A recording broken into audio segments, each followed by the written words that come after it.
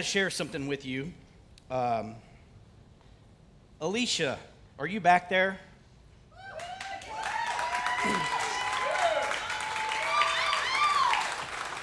Come out here.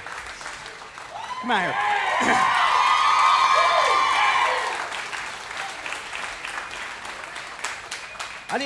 I didn't really think about this, but I hope you're okay with this. You have to be now. So, those of you that don't know this young lady's story right here, but this song is really personal to her.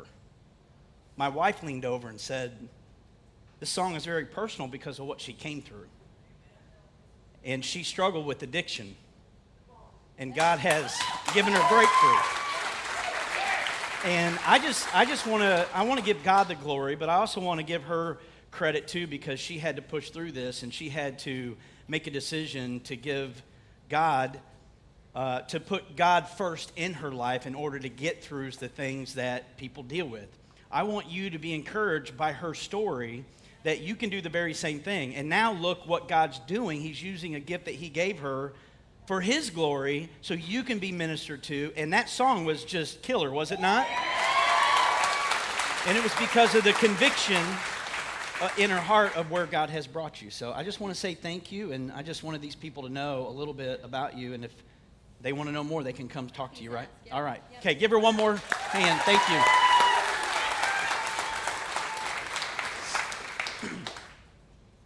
It's so awesome, and it just goes to show you why we here at Roots Church accept all people no matter where you are. You can be here this morning and be a complete wreck and think there's no way I should be here.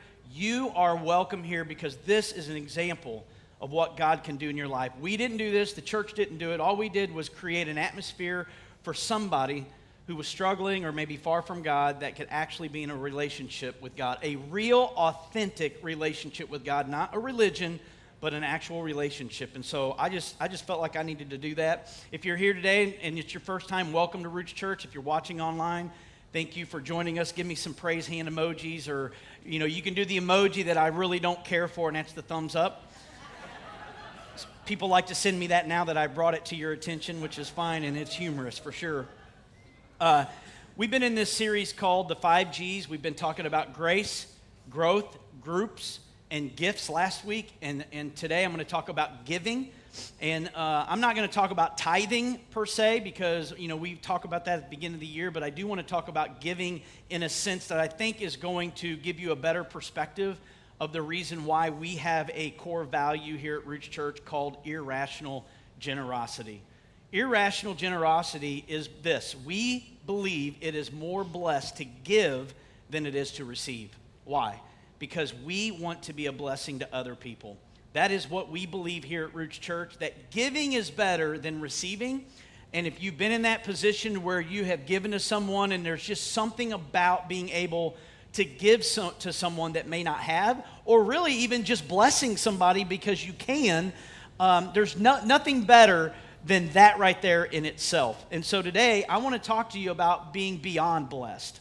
There's many people in the room that are blessed, but I want to go beyond the blessing and show you that when the miraculous power of God is in somebody's life, that he can do immeasurably more, Ephesians 3:20, than we can even imagine.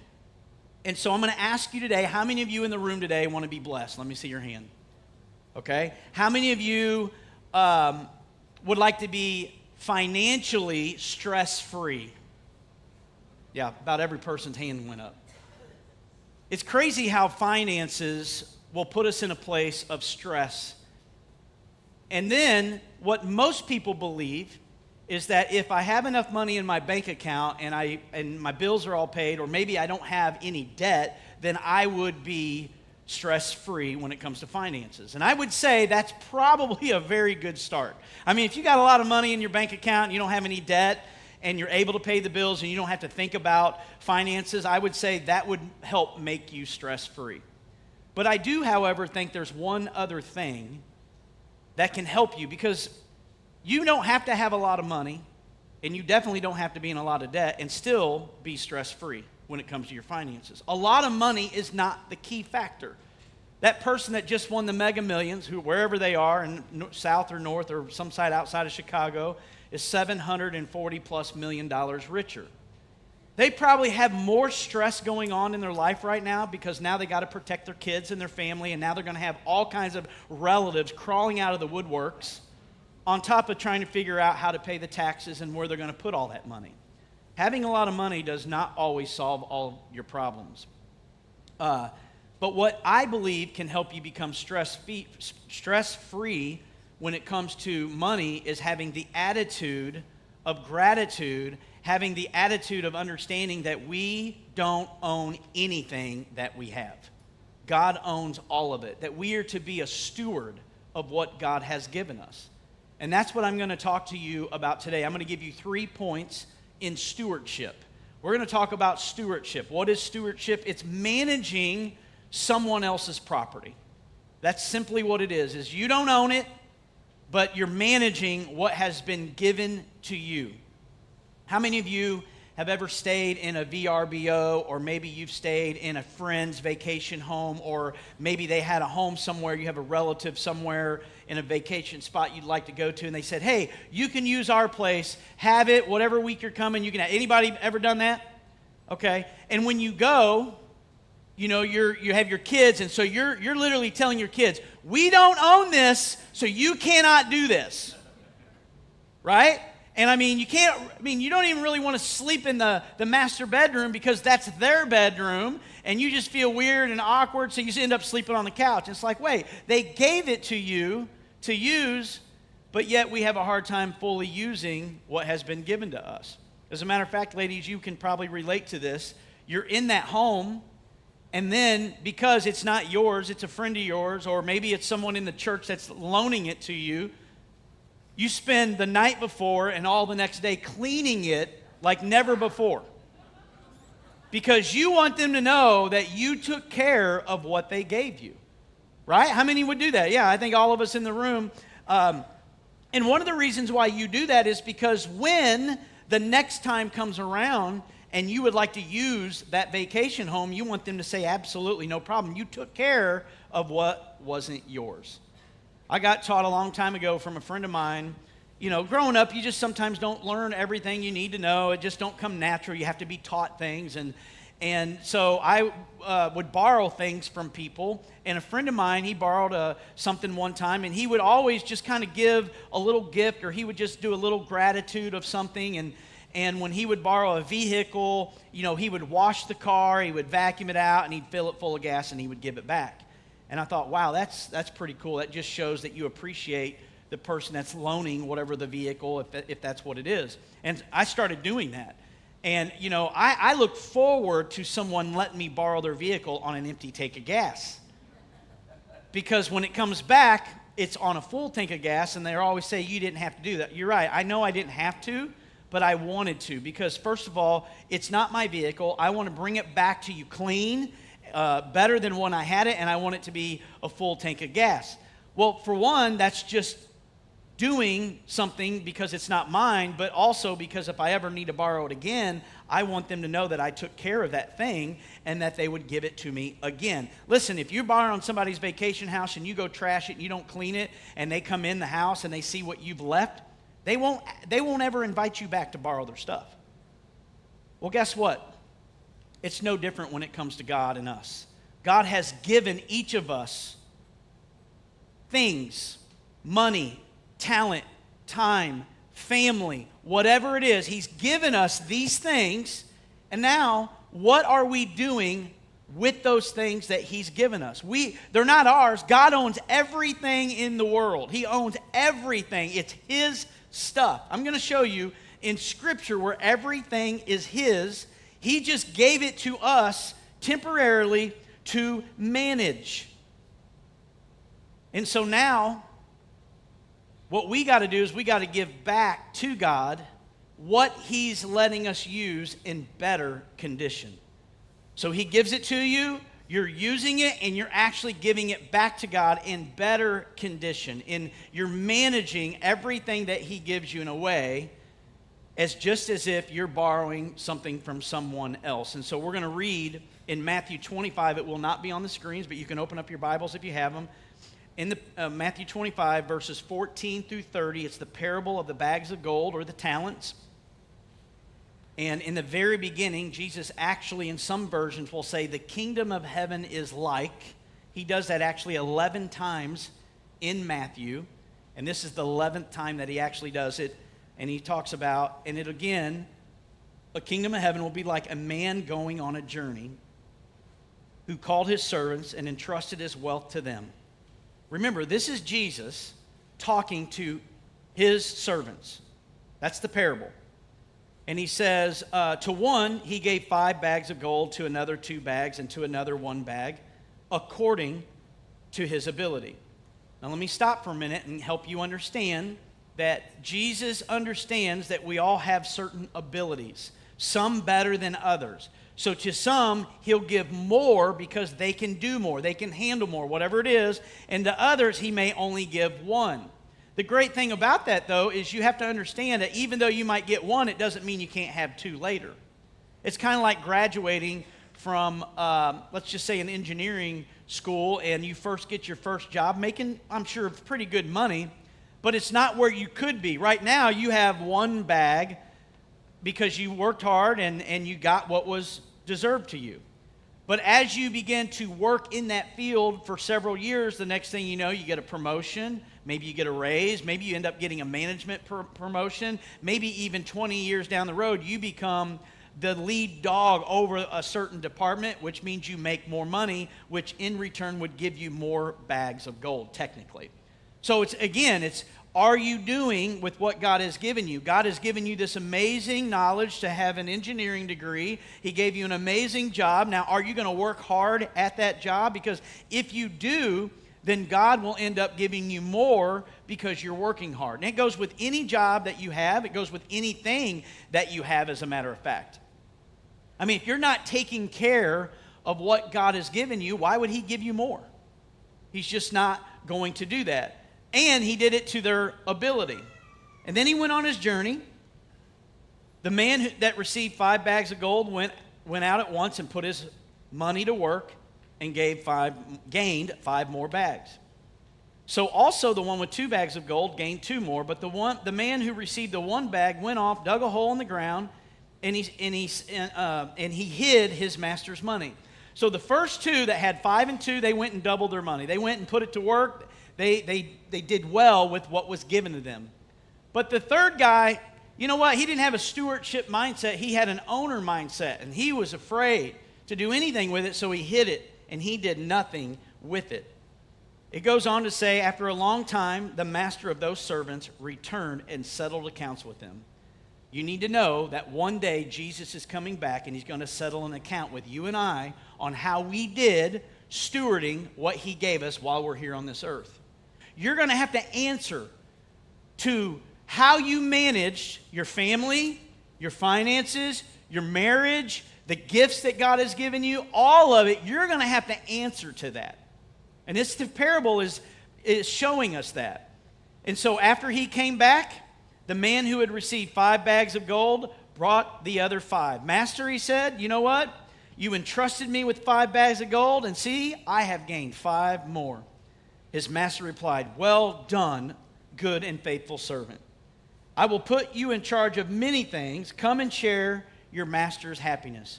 So here, the master, which is Jesus, saw that the guy that he gave 5 bags of gold to, according to his ability, went out and he managed it well, and he ended up making 5 more bags of gold. And when Jesus came back, he said, well done, my good and faithful servant. How many of you want to hear Jesus say that about you? Well done, my good and faithful servant. And then he says, because you've stewarded the money well that I've given you, it wasn't yours, but because you trusted, the guy trusted him, he said, because you did what you were supposed to, now I'm going to actually give you even more. Because Jesus is looking for people that's going to steward what he gives them so he can give them more. Then the man with 2 bags also came and said, Master, you entrusted me with 2 bags of gold. You know what? I've gained 2 more.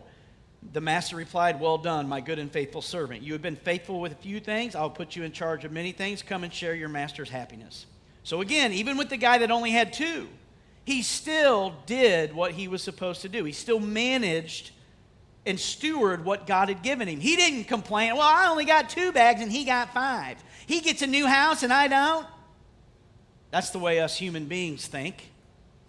We don't think about what God has given us and just manage what he gives us according to our ability. Maybe you can't handle the 5 bags, so why not just be happy with the 2 that you have and do what we're supposed to do, which is steward the money well. Then the man who had received the 1 bag of gold came and said, "Master, I knew you were a hard man, harvesting where you have not sown and gathering where you have not scattered seed. So I was afraid, and I went out and hid your gold in the ground. Here is what belongs to you." His master replied, "You wicked and lazy servant.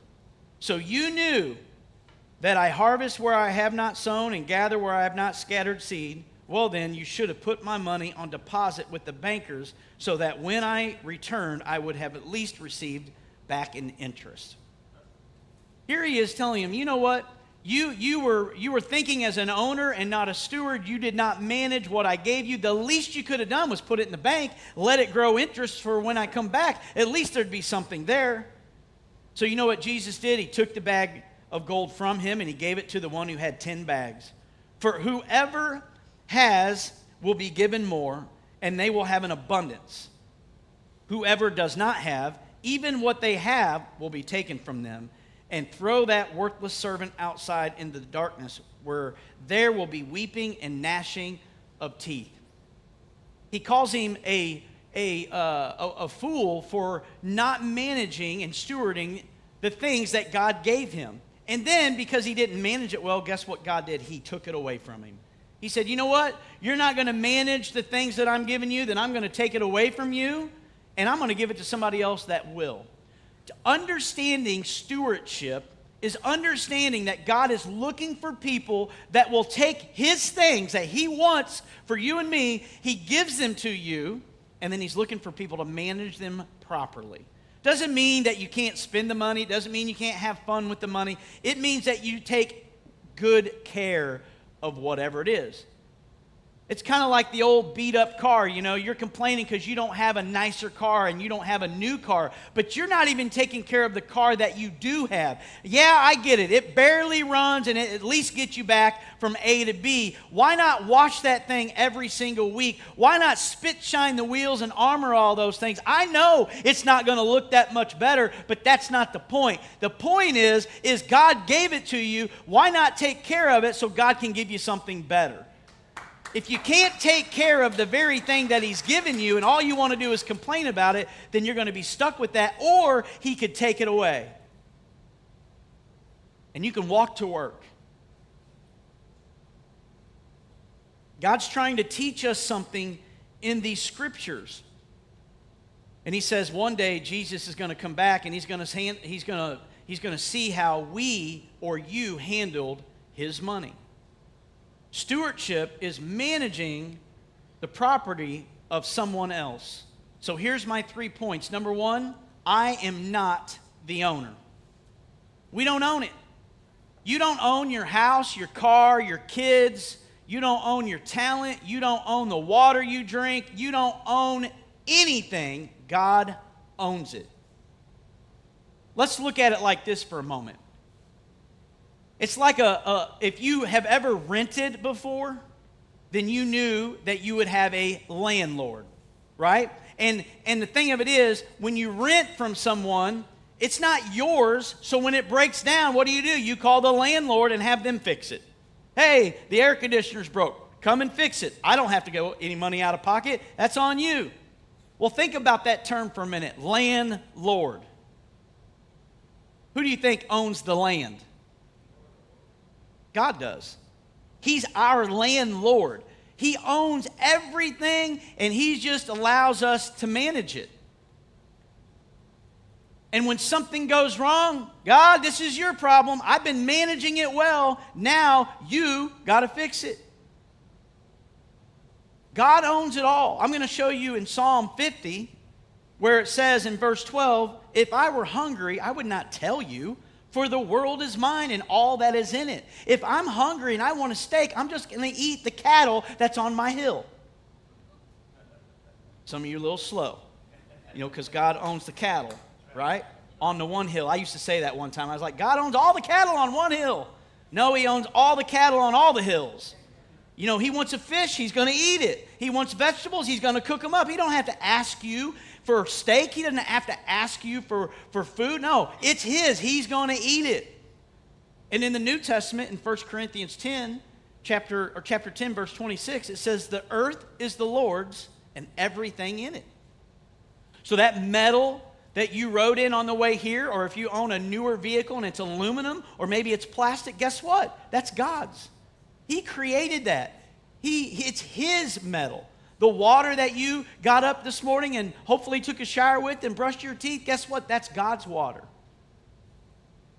We so many times say, that's my water, I pay for it. And that's the mindset that we end up getting, is that it's mine and not his. When we do that, we have what I call a teenager problem. If you've had a teenager, or you have a teenager, I can assure you that most of you in the room have said, this house is not yours. Right? This ain't your house. You don't get to just do whatever you want in my house. This is my house. That's not your car and that's not your shower. That's my shower. This is my food. How many times have us as parents said that to teenagers because they're not taking care of what's yours? Men, those are my tools. Oh, I knew I would hit a nerve somewhere. Right? Well, guess what? God's upstairs saying, that's my house. That's my car. Why aren't you taking care of that car I gave you? I gave you a good job making lots of money. Why aren't you giving back to me what I've already given to you? Why aren't you stewarding what I have given you well? Uh-oh. We have a teenager problem. I wonder how many teenagers are in Christianity right now in the mindset of stewardship. Because there's 3 phases of life. You have your childish phase, then you have your adolescence phase, and then you have your adult phase. When you have the mindset of you being the owner, you're in a teenager phase. The only time you get to the adult phase is when you realize that God owns it all and I'm just the steward. I just manage what God has given me and I want to manage it well, so that way God will see that I am good with what he's given me, and he'll give me more. You have to remember in Matthew 25, God's coming back to settle our accounts. And church, this is just a reminder of us saying, you know what, God, you do own it all. And I am very blessed with what I have, and I'm going to take care of what I have. Is your house taken care of? Are you managing your house well? What about your kids? Are you taking care of your kids? Are you having relationships with your kids? Are you teaching them God's way? What about your spouse? What about the gifts that you have? Are you using them for God? We talked about this last week. Are you using them to help other people, to serve other people, which is what God created and intended for those gifts to do? Or are you using them for yourself to benefit only you? So 1, we recognize that I am not the owner, and number 2 is I am a steward. I am a steward.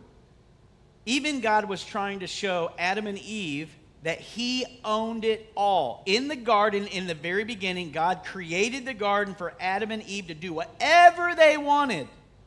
Just don't eat from that one tree.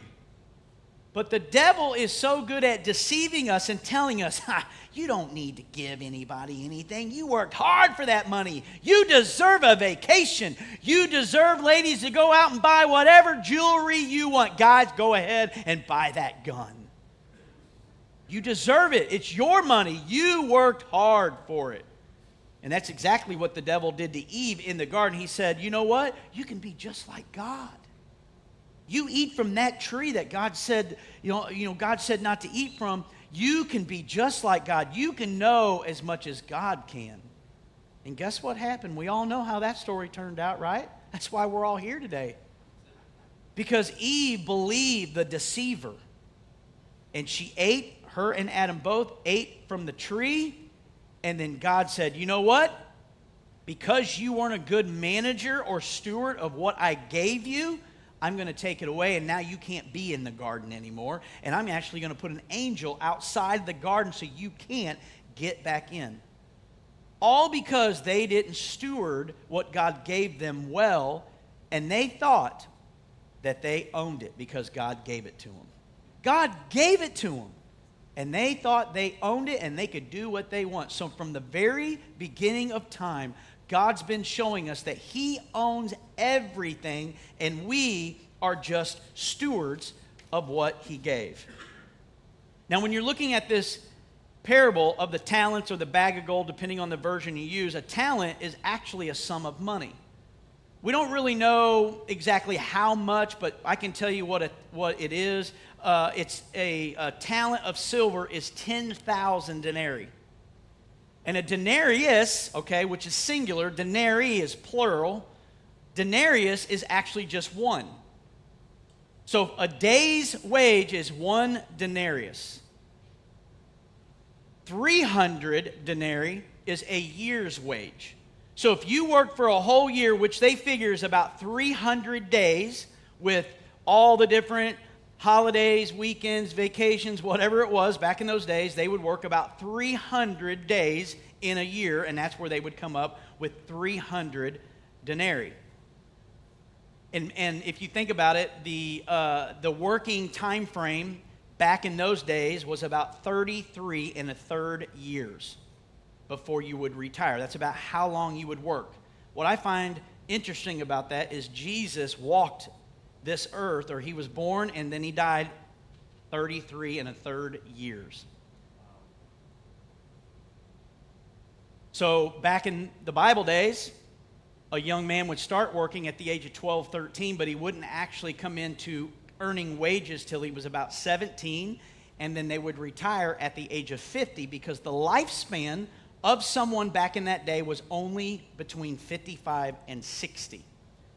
What's really interesting as well, when you look at the time frame, you look at people's age and how long they live. If you go way back, Methuselah, lived 900 plus years old. They lived really long. Abraham, 100 plus years. Moses, all these different people lived a very long time. But when as sin entered the world, people that age started to decline more and more and more, and people started dying way sooner because of sin.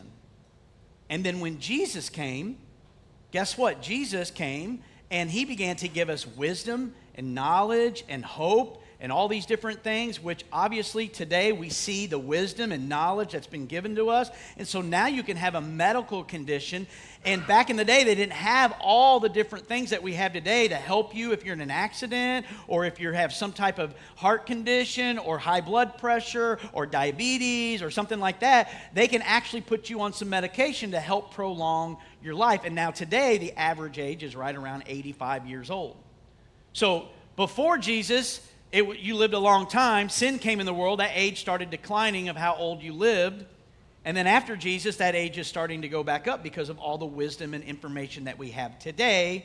And you might be sitting in the crowd thinking, man, I just don't want to be here for 125 years with the way the world is. Well, it's not up to you and me. I'm just letting you know the lifespan of a person's working time was 33 1/3 years. So 10,000 denarii was a lifetime wages. So think about this. Jesus gave 5 times to the one man. He could have done he would have never ever had to work again. And then to another man he gave 2 times life wage, and then to the third guy he gave a whole life's wage or a year's wages. When you look at a talent of gold, it's actually 5 times the amount. They make 5 talents. So you take the guy that got the 5 bags, if he had gold, it would have been 50 times the amount of a normal average person working, and we call those athletes today.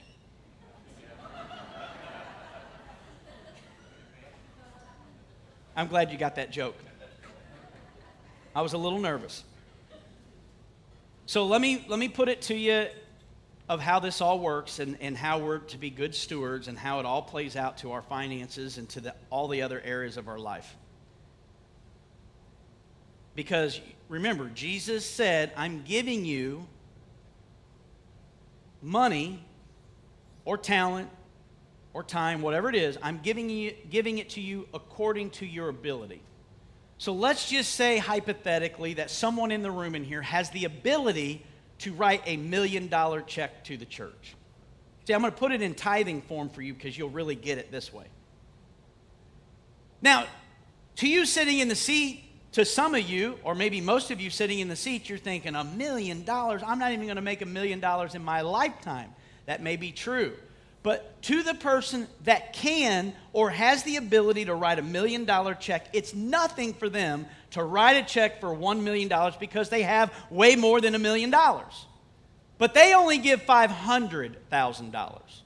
Now, to somebody like me, I'm not going to know what their ability is, so I'm going to take the $500,000 check, whether they have the ability to give $1 million or not, because that's what pastors do. We're not complaining, right? But they had the ability to give the $1 million. But then you take someone in the room that only has the ability to give $50. According to their pay and what they have going in their life, their ability was only to give $50, but the person decides to give $200 instead. Who do you think Jesus is going to say to, well done, my good and faithful servant? Church, it's not about the amount or how much you have. It's actually what you do with what God has given you.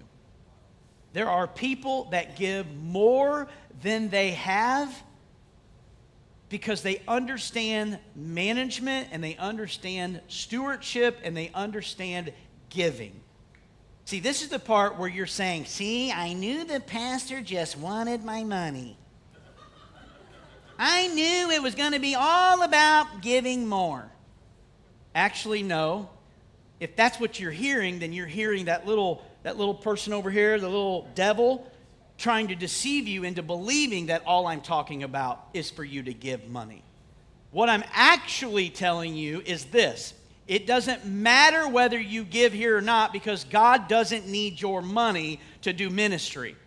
What he does is he's looking for people that understands that God owns it all and I'm just a manager or steward of what he's given me and I'm going to be obedient to that. And those people understand it and they give back to God what God has given them.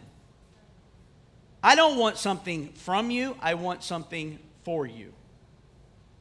What I want for you is to understand stewardship because what you do with your money, what you do with your time, what you do with your talents, what you do with your kids and your wife and all that stuff. I mean, you can squander your money. You can be an addict. You can be a gambler. You can watch pornography. You can do all of that and it doesn't directly affect me and my family. But ultimately, what I know is it's going to affect your family and your wife and your kids and your kids' kids and their kids' kids' kids and generation after generation. And so what it is I want something for you. I want you to understand that being a steward of what God has given you is only going to help you. It's also going to help everyone around you because you have the understanding that it's not yours to begin with. That job you have is not yours. Yes, you worked for it. And yes, you earned it, but it's still God's ultimately. And when you have the mindset that I don't own it and it's God's, then we will begin to take care of it better. Because you won't say things, well, it's mine and I'll do what I want with it. And if I want to take it and destroy it, I will. No, you won't do that if it's not yours. You wouldn't do that with somebody else's vehicle, would you? I mean, if I lend you my truck to go haul some, washer and dryer, you don't go, it's not mine. Let's just ram it into the bridge.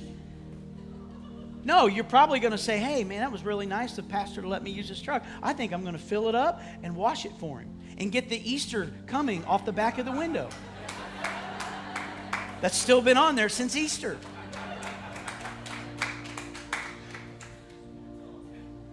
And the reason why is because our mindset is it's not mine, and so we just want to take care of it more. You know what? God is judging you and me of what he gave us. He's judging us right now, wanting to know, how are they managing what I'm giving them? You are God's bank account.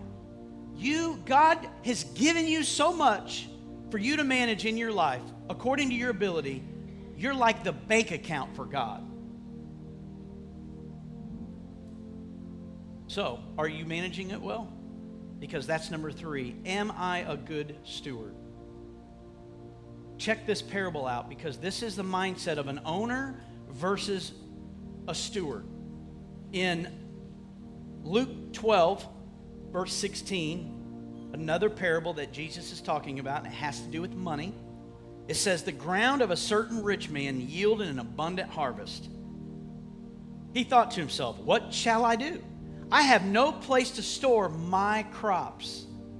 That's a key word that you need to look at, my crops. Then he said, you know what? This is what I'll do. I'll tear down my barns and I'll build bigger ones. And there I will store my surplus of grain. And then I'll say to myself, you have plenty of grain laid up for many years. Just eat, drink, and be merry. Now I don't have to do anything because it's my barns, my crops, my surplus, myself, me. I own it all. God said to him, you fool. This very night your life will be demanded from you. Then who will get what you have prepared for yourself? This is how it will be with whoever stores up things for themselves but is not rich towards God. You can't sit there and tell me that God isn't stern and direct with you and I about money and about how we steward what he gives us. He says, you wicked and lazy servant, you did nothing with that one bag of gold that I gave you. You could have at least put it in the bank, but you didn't. And the Word of God says, you wicked, lazy servant. And then in the parable where God is blessing the rich man with all this surplus, the rich man goes, those are my crops. Those are my barns, my surplus, and I'm going to keep them to myself, and I'm going to eat, drink, and I'm going to live the American dream. And God says, ha, you fool. Your life will end today. And guess what God did? He took his life. And then he said, now who is going to use all the things that you stored up for yourself? Church, you can't take your stuff with you to heaven. It's left here for someone else to deal with. Why in the world would you not want to manage it well while you have the opportunity to steward the things that God has given you? I don't care how little and I don't care how much it is. It's called stewarding, managing it, taking care of it, blessing those that may not have what you have, or maybe just blessing somebody because they've just done something for you. Whatever it is, that's what God is looking for. He's looking for a group of people that he can give more to, but will steward or manage it well. And remember, this is not just about money. It's about your kids. It's about the time you have. I mean, are you wasting all your time on video games or Netflix binges or hobbies, and you're leaving your kids and your spouse and your career or maybe your relationship with God just to the side? God's looking at all of that. It's not just finances, church. It's every area of your life. How are you managing it? Your health, the body that God gave you, are you managing it well? Are you taking care of the temple of God? Stewarding what God has given us. No, you may not be as tall. No, you may not be as strong. No, you may not have hair. No, you may not have blonde hair or black hair or red hair, whatever it is, but what are you doing with what has God given you? Are you okay with the way God created you? He fearfully, wonderfully made every single one of you. Aaron and I were walking, we were at the zoo yesterday.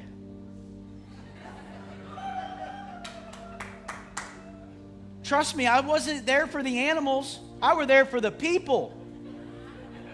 It was like a zoo. You could people watch all day long, and we talked to each other like, God is creative. Look at all these people, different shapes and sizes and builds and features, and I am amazed at how creative God is. And what people wear to the zoo. I thought I was at Anytime Fitness. All the workout outfits, people don't need to wear that stuff out in public until you've been to the gym for about a year. You know where I'm going here, church? I did not say any of that in the first experience. But are you managing your body? Are you managing your finances? Are you managing your marriage? Are you managing your relationship with your kids? Listen, it's the attitude of it's not mine, it's God's, and I'm going to steward that well. I'm going to be grateful for what God has given me, even if it is just a little bit right now.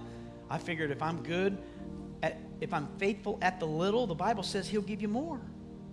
But if we can't even be faithful with the little that He gives us, just wasteful of our footprint. You know, the footprint that they teach you about recycling and how much water intake and electricity and, trash that you know what I'm talking about, that footprint they talk about?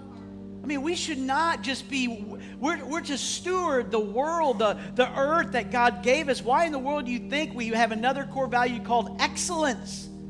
We give our best because He gave His best. And we want to steward what God gave us with excellence. We want to take care of what we have. We want to make sure the grass is mowed and the weeds are pulled up and the dying trees are replaced with new life trees, because that's stewarding what God gave us. We want to make sure the place is clean on the inside. We want to make sure that people are taken care of. I mean, that's stewarding what God has given us.